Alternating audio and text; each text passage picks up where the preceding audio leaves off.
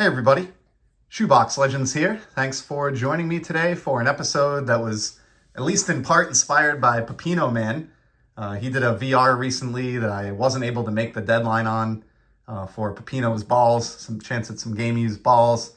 Was sorry that I missed out on that, but I did want to support Pepino and thought another way to do it might be to look at a pile of cards, because he did a video recently where he pointed out a channel called Card Pyle and looked through a pile of cards on his channel.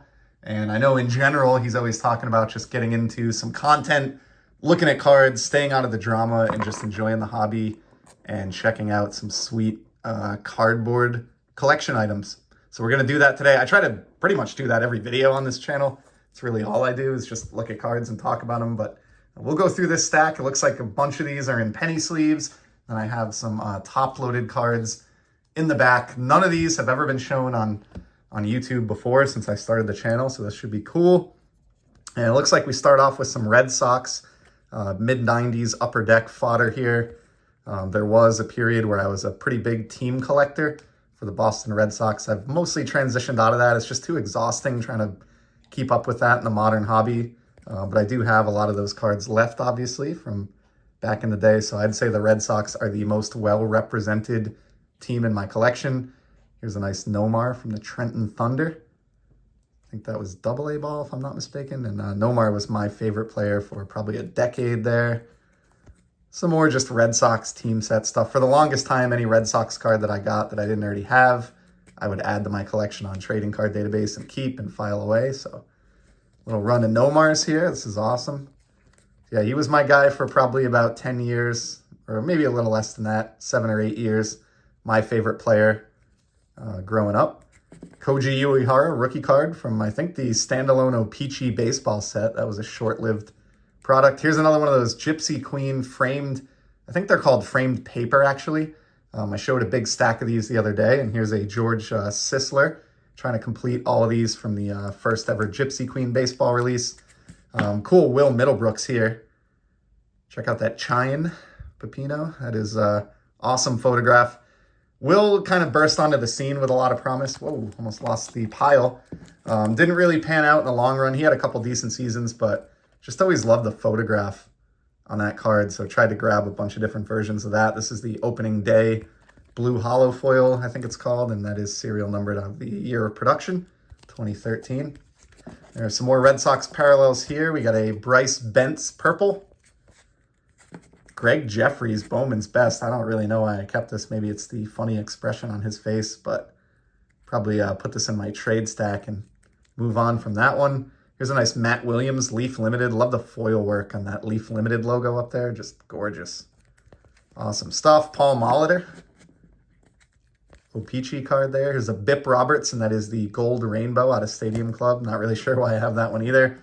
Awesome Jeff Bagwell here. I love the Tequila Sunrise Astros jersey on that bright background on that chrome card.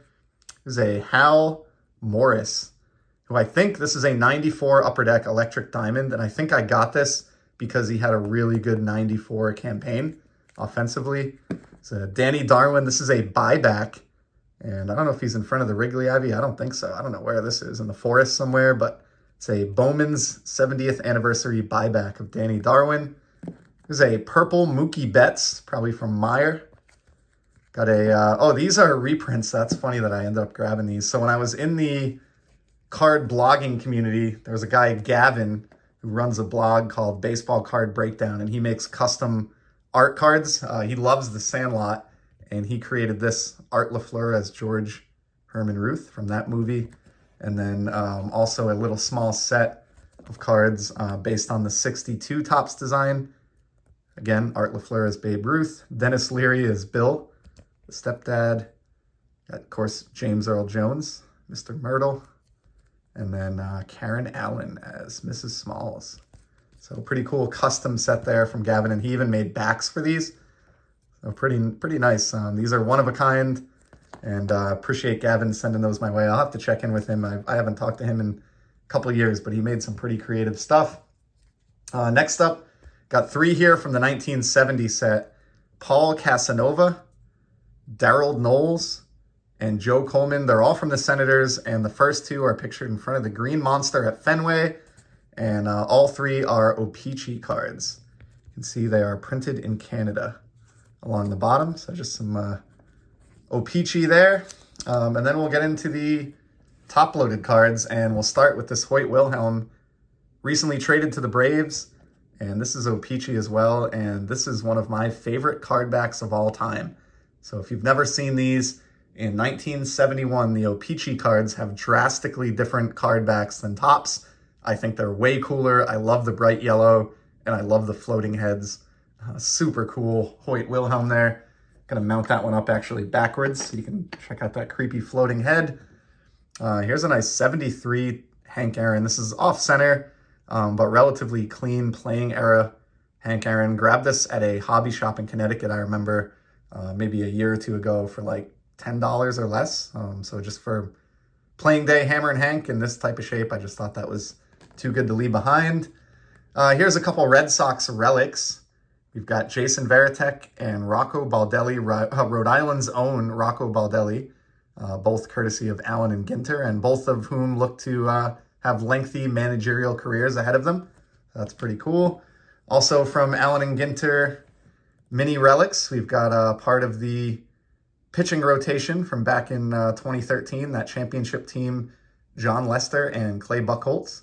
Don't really pursue these type of cards anymore. I very rarely buy a relic card these days, but many years back, I would grab cards like that on ComC. There's a Wally the Green Monster. I have kind of a mascot collection going of his run of cards from opening day. They do those mascot inserts every year. So 2013, pretty cool one to have there, considering the Red Sox won the World Series that year. And speaking of which, here is the short print for David Ortiz, the image variation from the All-Star Game, palling around with Mo Rivera. So two of the all-time greats and two Hall of Famers there. Love those image variations.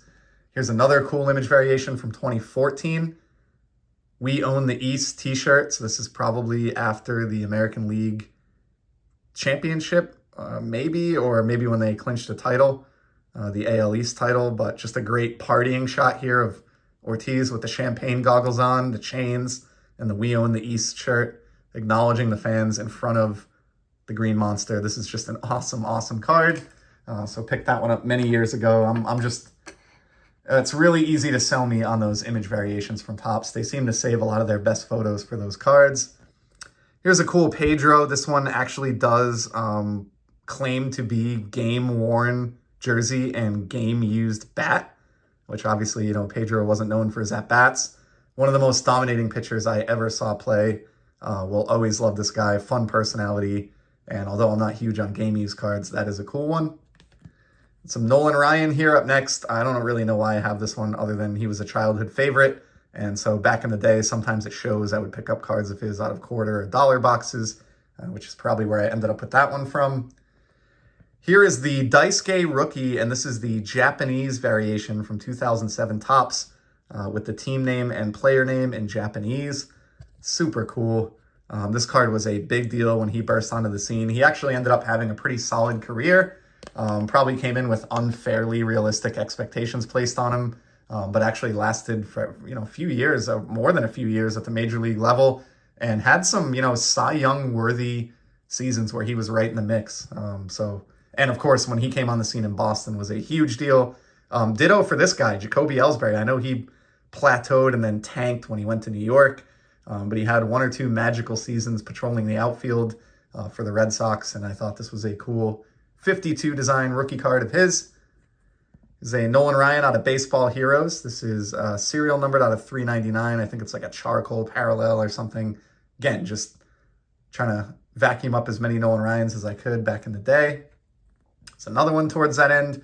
This was an insert that was included, I think, in they called them cereal box of Topps, but it has some border etching, and I love that the jersey here has etching kind of within the Rangers, or at least foil. This looks better than a lot of the shiny cards Topps gives us nowadays. I think this is probably between 10 and 15 years old.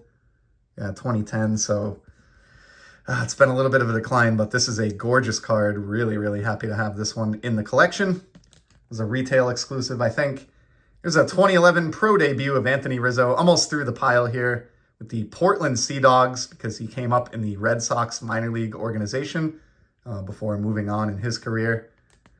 And here's a buyback. Looks like just 3 cards left. This is from Leaf Memories. So it's an original 1990 Leaf card that was reissued as a buyback many years later. I think this might have been 2012, so a couple decades later. And this was serial numbered out of 20. A little hard to make out, but fan favorite Ellis Burks. Total sucker for buybacks, and I did love that first Leaf set as well. So that's a cool one for the collection. Next up, we have one more David Ortiz image variation, the All-Star version. Again, this from the 2012 set, and love that we have the captain, Derek Jeter, there in kind of the same sense that we had Mariano Rivera in the first one we looked at. And then last but not least, how about an awesome autograph card to close it out of one of the most inspirational athletes ever to play anywhere on the diamond, in my opinion, Mr. Jim Abbott of the California Angels. Check out this gorgeous on-card Gypsy Queen autograph. I have one other Abbott autograph that should be more meaningful to me than this card, but I haven't been able to get rid of this one just because the autograph itself is so pristine and in the perfect spot on this card. This guy was someone who I idolized as a kid. I don't see how you can not admire Jim Abbott when you look at what he was able to overcome and the success that he was able to enjoy after overcoming it. So just a really inspirational dude, a beautiful looking on-card autograph from Gypsy Queen, and that is going to represent the end of today's pile. So I hope that gave you some entertainment, Pepino Man, for at least 11 or 12 minutes anyway, as well as everybody else who was kind enough to stop by and check this out. A lot of variety there, so hopefully something caught your eye on the baseball front in today's video, and I will certainly be back in the very near future with some more sports card content. Until then, enjoy the hobby.